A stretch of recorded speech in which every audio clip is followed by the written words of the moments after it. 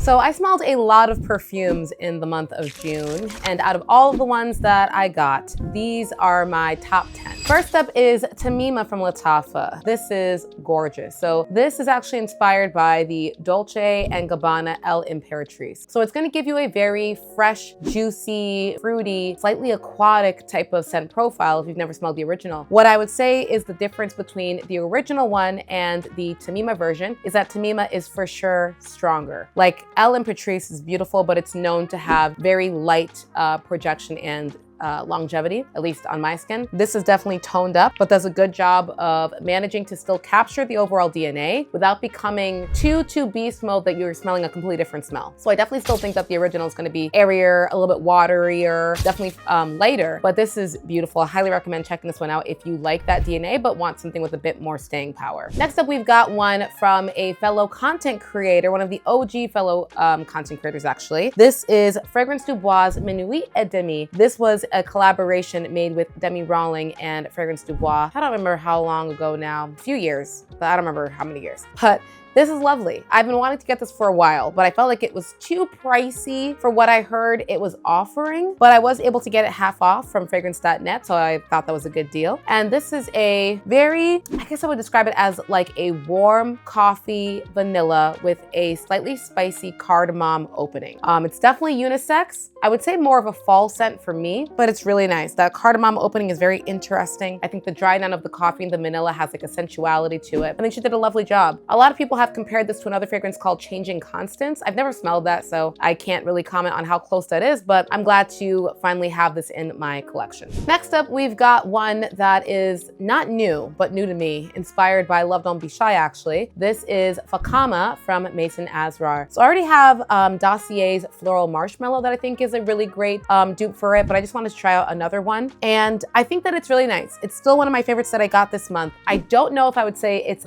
quite as good as the original. I find it to be a little bit heavier. It has almost like a bit more of like a what's the word? A bit more of like a fizzy, powdery, musky vibe to it. Maybe a bit more white floral, a little bit less gourmand sugariness. So it's still a really, really nice fragrance, but if you compare it to the original, I think it's not quite as good, but still really lovely. I also love the bottle. I think this bottle is absolutely gorgeous and a really good budget alternative to that original fragrance. So definitely gonna be using it up. Next up, we've got Atelier de Ors Novae Vanilla. This is one that I recently mentioned. I smelled for the first time at the, the Scent Fest event that Sebastian from Perfume Guy hosted. And this was lovely. It was love at first sniff. To me, this smells like an airy vanilla. And I love me a good musky or airy vanilla. Very easy to wear, not overly sweet, even though it does have 3 different kinds of vanilla in there that really help to give it depth and sweetness, but the mimosa and just this like sparkling mineral accord on top or in the opening just makes it delightful. I've actually been layering this with Louis Vuitton's Imagination. Wow, stunning. So highly recommend this one if you're looking for an easy to wear, airy vanilla that you can for sure wear in hot weather. Novae Vanilla is fantastic for that. Next up, we've got Kiaana Crush. Wow. Kiaana Crush from Afnan. So this is inspired by Creed, Queen of Silk. I've never smelled Creed, or that particular Creed fragrance. I have smelled Creed, haven't smelled that one. And I don't own any Creed fragrances, but this is beautiful. It is floral, it is sweet, it is fruity, but it has something in it that just feels elegant. There's something about this that feels put together. It does not feel like too playful. It feels like a sweet, fruity floral that you would wear as like a woman who's looking to be taken a bit more seriously. You want to go to some kind of event and still smell elevated. I think they did a great job. A really, really beautiful DNA. If you've not smelled this one, I cannot recommend it enough. If you like fruity florals that have like a sophistication to them, but for sure, really easy to wear in hot weather. Kiaana Crush, fantastic. Next up, we have a new collaboration from Daniel Rene and Rasasi. We're talking about Reina. This I spoke about not too long ago. This is beautiful. It's just a very easy to wear, mass appealing, overly like safe DNA to me. You are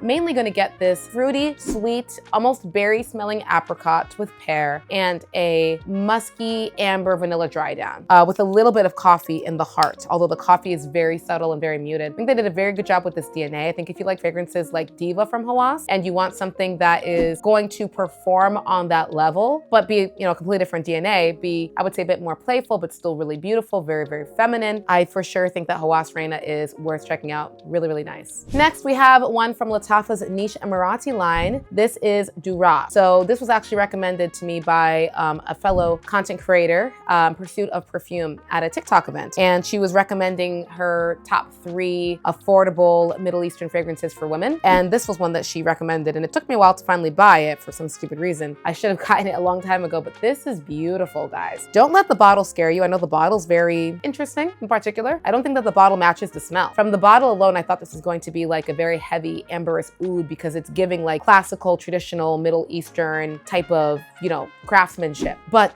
it's not that. To me, it smells like a very Western, fruity floral that is very peach forward. That's what you're gonna get, a very peach forward fragrance. And it's so nice. It's so refreshing. It's so light. The peach does not smell synthetic to me. It feels like a ripe, juicy peach. I really think that this is one of the best peach fragrances that I have in my collection. Highly recommend checking this out if you like peach. Next up, we've got one from Falcone. This is Juman Precious. How could I not buy a perfume with my name in it? So this is actually inspired by Valentino's Extra Dose. I already had the Barada version, but a fellow content creator, Fragrant Tina, recommended that I try it out because she said that it was sweeter. And I agree. This is a sweeter take on the Extra Dose DNA, but as it dries down, I think it gets closer to the original DNA. So it's like a twist in the opening, but then dries down to the original, in my opinion. It's lovely. A little bit sweeter and maybe even a little bit creamier. I will do a comparison video of this one with Barada very, very soon, but I think it's really nice if you are looking for an Extra Dose alternative that's going to be a little bit fruitier at a more affordable price point. Interesting bottle. I'll keep my comments to myself, but yeah, this is a really lovely one to check out. Next up, we have a designer perfume that I personally don't think gets enough recognition. We're talking about Mont Blanc Signature. Wow, stunning scent. Very light, like I feel like it's intended to be light. A clean, soapy, creamy floral to me. Beautiful. You get some bergamot in here, you get some magnolia in here, benzoin. It's just creamy, clean, soapy, shampooy floral, done in an intensity that is there. You can for sure smell it on you. You will definitely get compliments on it. Well, I can't guarantee that you'll get compliments on it, but it projects enough to where you could get compliments on it, but it's not too loud, which I appreciate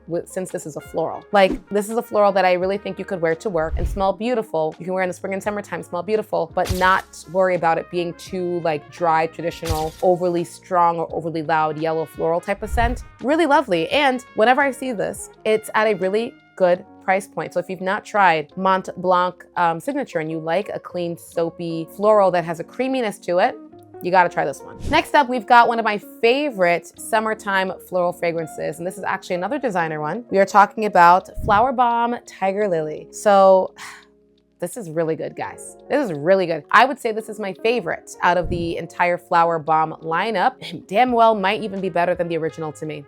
This is, to me, a combination or blend of the original Flowerbomb DNA with a sweet coconut milk. And there is a tiger lily note in here, but I wouldn't be able to smell something and be like, oh wow, that's tiger lily. It just smells like the original Flowerbomb with a sweet coconut milk. And they did it, I think, in just the perfect way. It has a softness to it that makes it still very appropriate for spring and summertime. It's not as, I guess I would say, heavy or as rich as the original Flowerbomb. Even though you can smell that DNA in here, it feels like watered down or muted to allow for more of a warm weather type of presentation. The coconut milk in here is done perfectly to make it feel very like warm weather appropriate. It's just beautiful. I really think this is a beautiful take on the DNA, and they did a great job of making a flanker that still smells like Flowerbomb, but is like more, I guess, designed for like a different season or a different vibe. Although you could definitely still wear this year round, but it just gives me summertime because of the coconutiness. But I love this stuff. So let me know what are some of your recent favorites that you have added on in the month of June, and I will see you guys back tomorrow for our next episode.